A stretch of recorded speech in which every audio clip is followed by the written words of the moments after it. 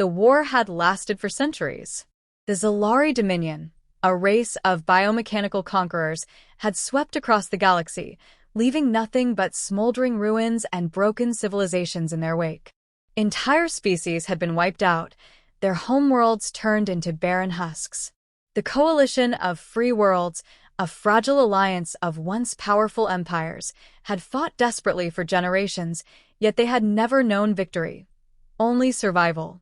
Admiral Tarkash stood on the bridge of the last remaining command ship of the Jurek fleet, his tendrils twitching with anxiety as he reviewed the latest war reports.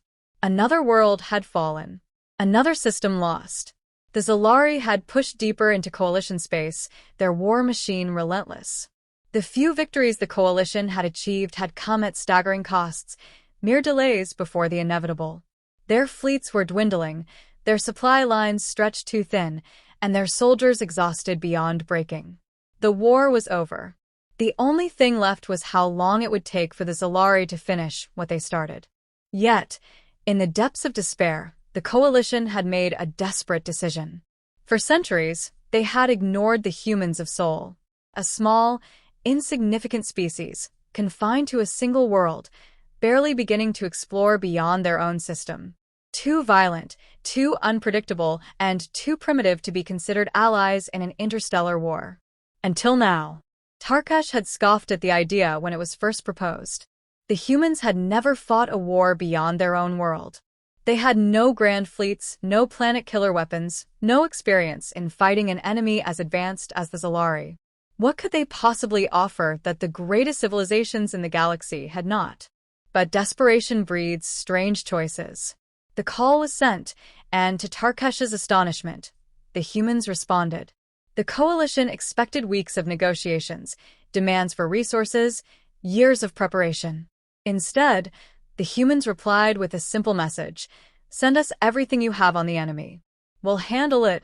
Tarkash had been among the first to read the war reports compiled by humanity's military strategists. He had expected confusion, fear, and uncertainty. What he found instead was something that made his blood run cold: laughter. General Eric Vasquez, humanity's leading military commander, had laughed after reading the reports. "This war has been going on for 300 years, he had said, shaking his head. "The Zalari have been using the same tactics for centuries? And you've just been reacting?" The coalition had argued. The Zalari were too powerful, too overwhelming. Their technology was superior, their numbers unmatched. Every attempt to outmaneuver them had ended in disaster. But the humans didn't see the war that way. They didn't see an unstoppable empire. They saw flaws. They saw weaknesses. The Zalari fought like an empire that had never lost a war. They moved in predictable patterns, relied on brute force, and dismissed anything they didn't immediately understand. Their fleets were massive but rigid, their strategies designed for prolonged sieges rather than fast, decisive strikes. To the humans, the war wasn't lost. It had never truly been fought. The coalition had spent centuries trying to survive the Zalari. Humanity's plan was simple. They would win. It took the humans 15 minutes to devise a strategy. 15 minutes to dismantle 300 years of failure. They didn't ask for time to prepare. They didn't demand reinforcements. They moved. Tarkash had expected the humans to deploy massive fleets, to build colossal warships to match the Zalari's power. Instead, they launched drones, stealth bombers, and electronic warfare systems. No slow-moving battleships. No grand fleet formations. Just precision. The humans didn't fight fair. They fought smart. And in the first hour, the Zalari panicked. The war had always been a battle of attrition, a slow, grinding conflict where victory was measured in the smallest of gains. The coalition had spent centuries trying to hold the line, retreating when necessary, regrouping when possible. But humans didn't fight that way. They didn't wait. They didn't defend. They attacked. The first wave hit before the Zalari even realized humanity had entered the war. 7 of their most heavily fortified command hubs, deep in Zalari-controlled space, went dark within minutes. Not from planetary bombardments, not from massive fleets engaging in prolonged battles, but from precision strikes that bypassed every known defense. Zalari warships, designed for overwhelming firepower and endurance, were too slow to react. Their vast networks, controlled by sophisticated AI systems, were their greatest strength until they became their greatest weakness.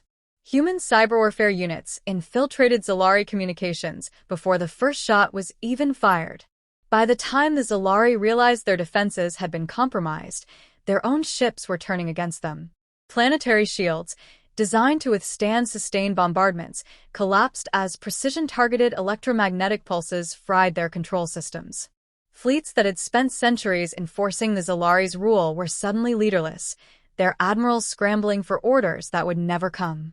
The Zalari's strength had always been in their ability to outlast their enemies, to grind them down over time. They had never fought an enemy that refused to give them time. The Coalition had always assumed that any war against the Zalari had to be fought in space, that their warships were the key to victory. But humans had learned something in their own wars: control the enemy's ability to coordinate, and their power means nothing. A single human infiltration team landed on Prime Station Zeta, the central hub of Zalari Command. Every previous attempt to breach it had ended in annihilation. But the Zalari had never faced an enemy that could walk in unnoticed. Humans didn't rely on brute force. They relied on subterfuge, on speed, on striking where it hurt the most.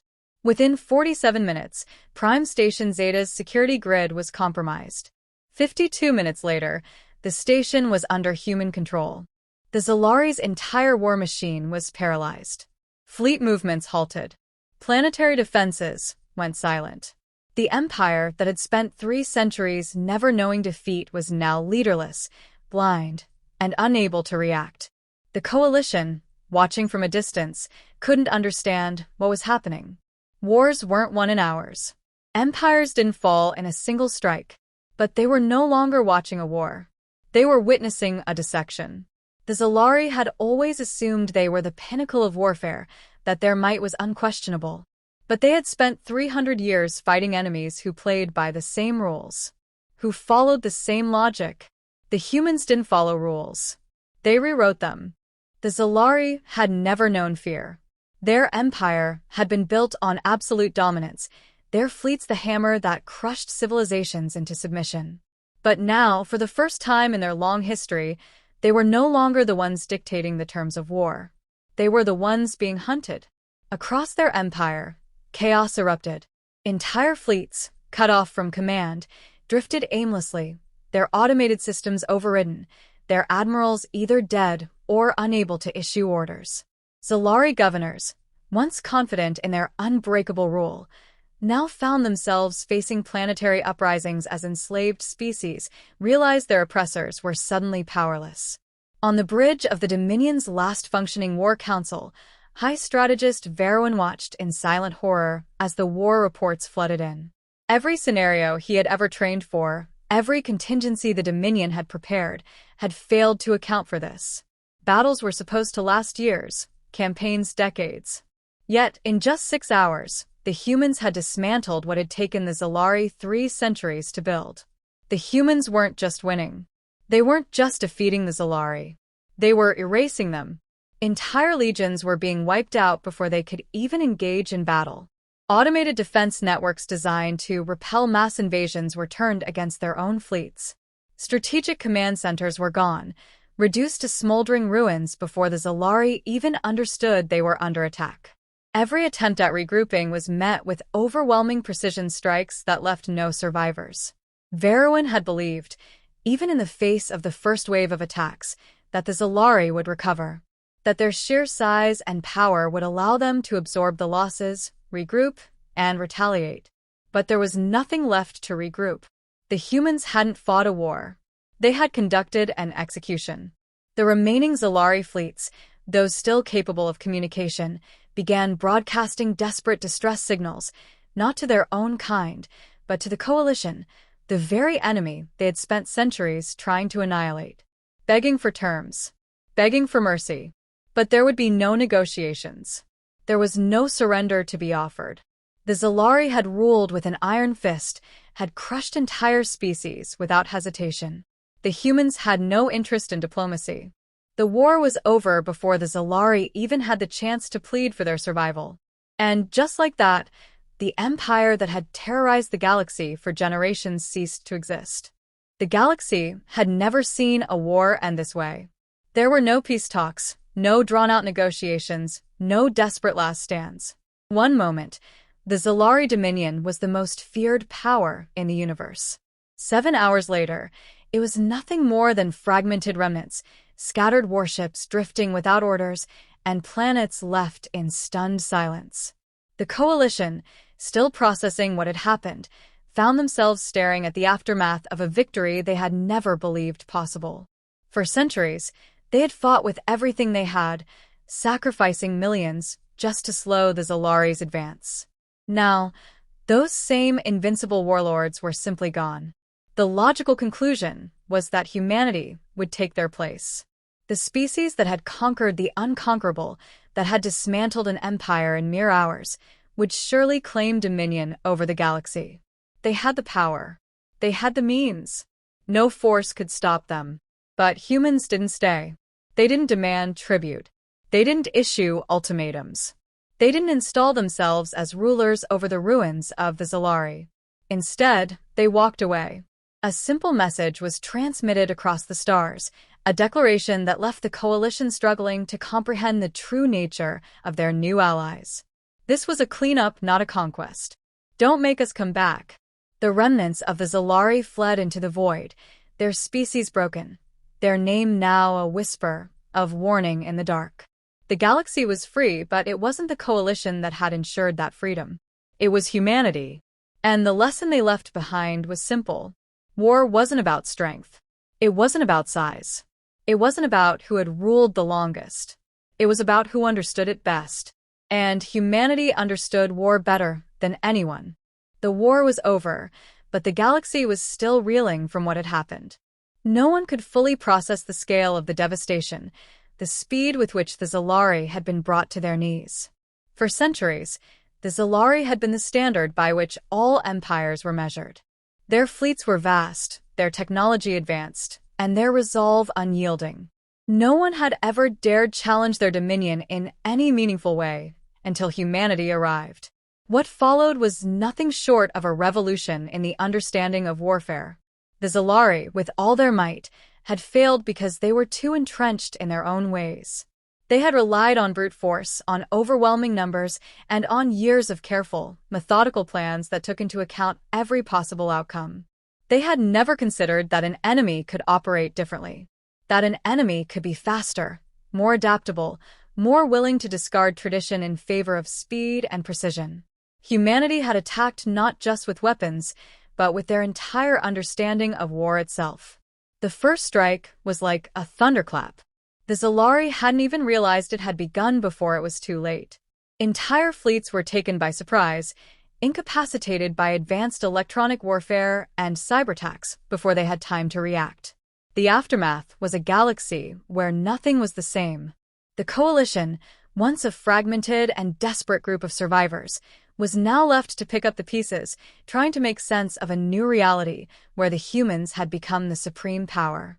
But instead of taking the reins, humanity had simply let them. They hadn't needed to rule. They hadn't needed to control. They had simply done what needed to be done, and then walked away. The Zalari were no more. The empire that had once stretched across the stars had crumbled in a matter of hours. In the days that followed, the galaxy watched as the humans did what they always did best. They moved on.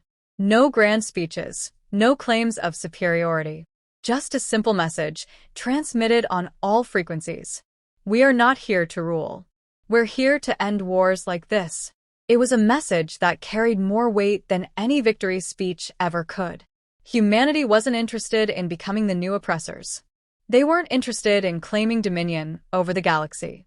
What they had done was simple. They had removed the Zalari, and now they were done. The galaxy was free to find its own way, without the shadow of an empire hanging over it. Yet, there were whispers in the corners of the galaxy. Whispers of a power greater than anything the universe had ever known.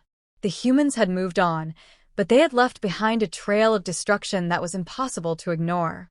For the first time in history, There was a realization that the galaxy had underestimated humanity in every possible way. The same species that had once been considered too small, too primitive, and too chaotic to be taken seriously had just changed the course of galactic history forever. And in the quiet that followed the war, something else began to stir. Something new. For all their victories, the Zalari had never known true freedom. They had enslaved countless civilizations, crushed rebellions without mercy, and enforced a regime of fear and control. But humanity had never played by their rules. And now, the galaxy was waking up to that fact. The end of the war didn't mark the end of humanity's impact on the galaxy. It marked the beginning of a new era, one where the very idea of what warfare meant was forever changed. The galaxy was free, yes. But the question that lingered in the minds of every species was this: what will humanity do next?